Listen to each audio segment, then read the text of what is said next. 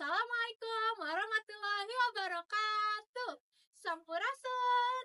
Nepangkeun nami abdi Azaliaka. Abdi di kelas 10 Dina dinten ieu abdi bade ngadongeng. Ngadongeng naon, Cik? Abdi bade ngadongeng Situ Bagendit. Hayu urang dikawitan.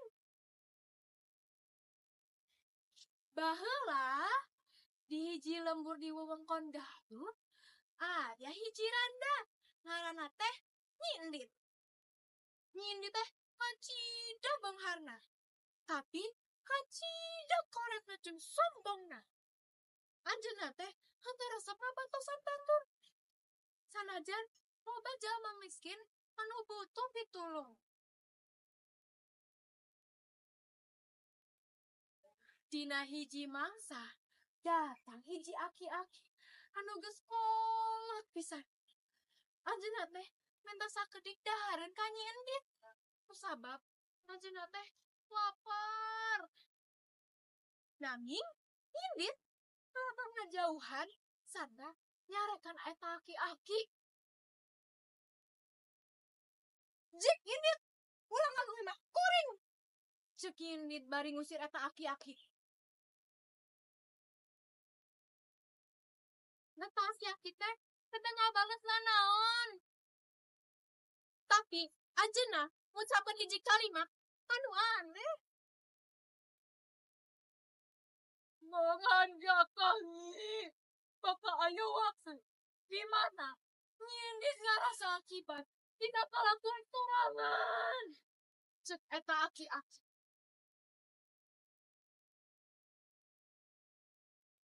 Teulias sanggeus eta, aki-aki anu tadi gampang bare ngagali tanah kusepitan.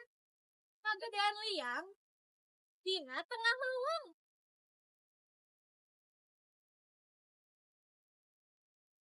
Sementara Nyi Endit masih keneh nyumputkeun harta bandana dina tanah anu caket tina imana.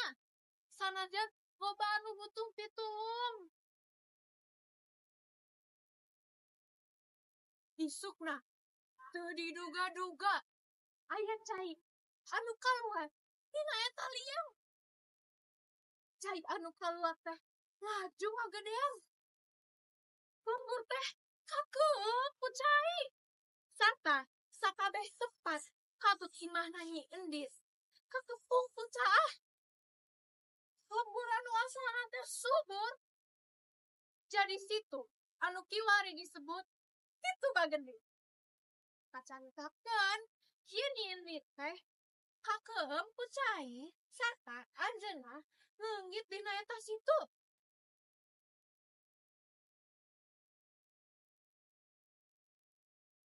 Di harita Situ Bagendit jadi tempat anu pikasieuna.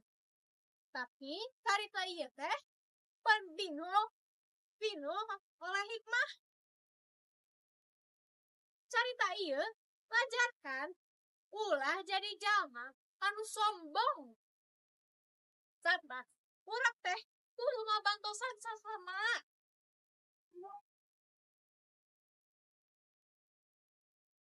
Sakitu heulanya ngadongeng ti abdi. Hatur nuhun atos ngadangukeun. Hapunten wijaya kalepatan. Abdi pamit heulanya. Assalamualaikum warahmatullahi wabarakatuh.